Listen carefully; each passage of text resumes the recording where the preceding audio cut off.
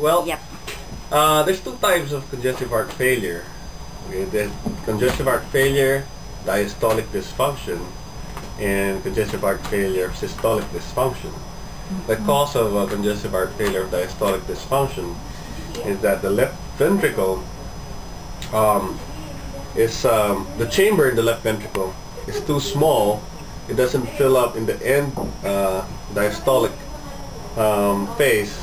Therefore, the volume of the end diastolic phase in the left ventricle has a low capacity. So there's backup pressure in the left atrium, therefore going to the pulmonary system. Okay. Well, mainly the symptoms of congestive heart failure are due to the pulmonary edema. When you have increased pressure in the left atrium because of a failing left ventricle, the pressures transmit to the pulmonary artery. You have buildup of fluid in the pulmonary interstitium in the alveoli. So the symptoms related to that are paroxysmal nocturnal dyspnea, meaning at night the patient wakes up and feeling short of breath. There's also orthopnea.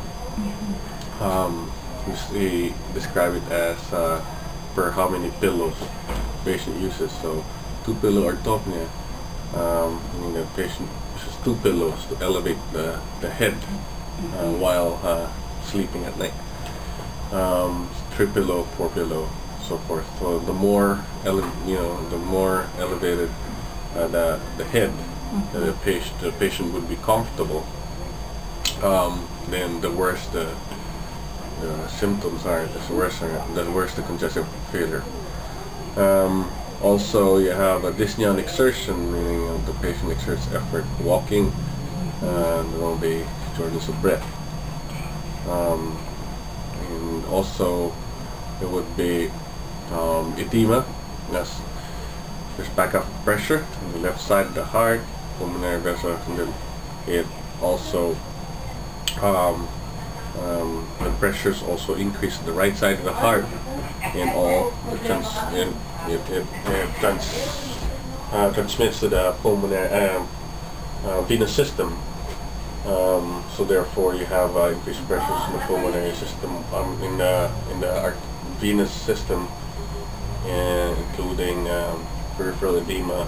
You have a bipedal edema, worsening bipedal edema. You've also increased JVD because of that. So those are the main symptoms. Okay.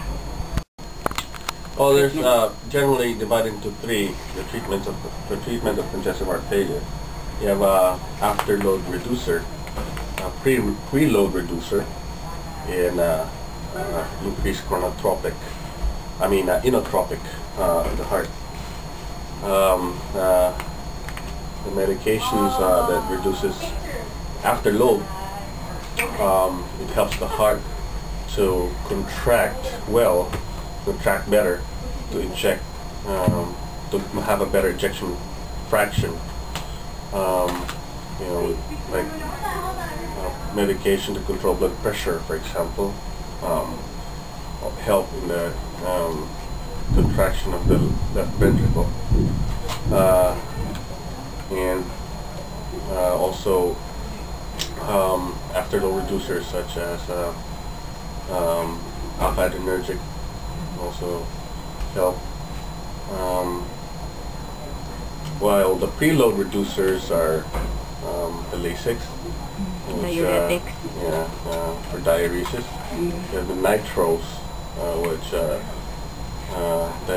is a vasodilator mainly.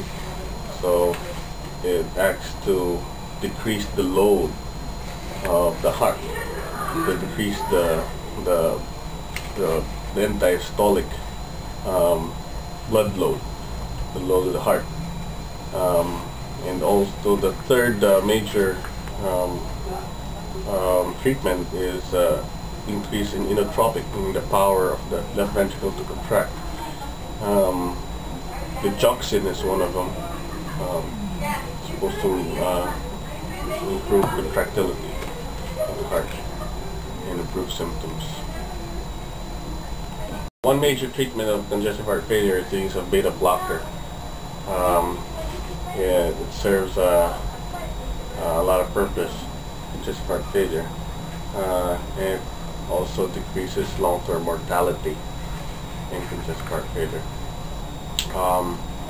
It actually decreases adrenergic response of the heart, and also decreases the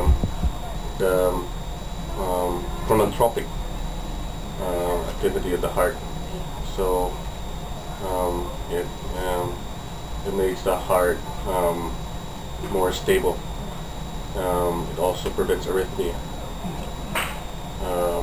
In severe congestive heart failure, arrhythmia could be very critical, could be very dangerous.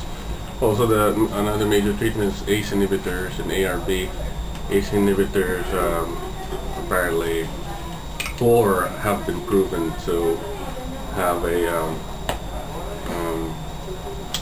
regeneration of left ventricular function. They say that the left ventricular dysfunction gets there's remodeling of the left ventricle when you use ACE inhibitors or ARB in congestive heart failure. Side effects of medications are commonly used for congestive heart failure. Like beta blockers, there's a lot of side effects related to the heart and not related to the heart. The ones related to the heart are slow heart rate. When you start taking a beta blocker, they usually feel tired at first, and the heart rate goes slow. For patients with inherent conduction defect, it could slow their heart rate faster.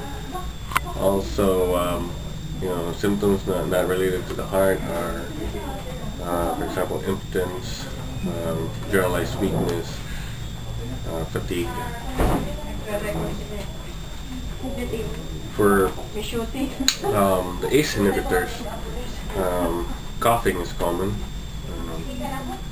and also if you have kidney insufficiency,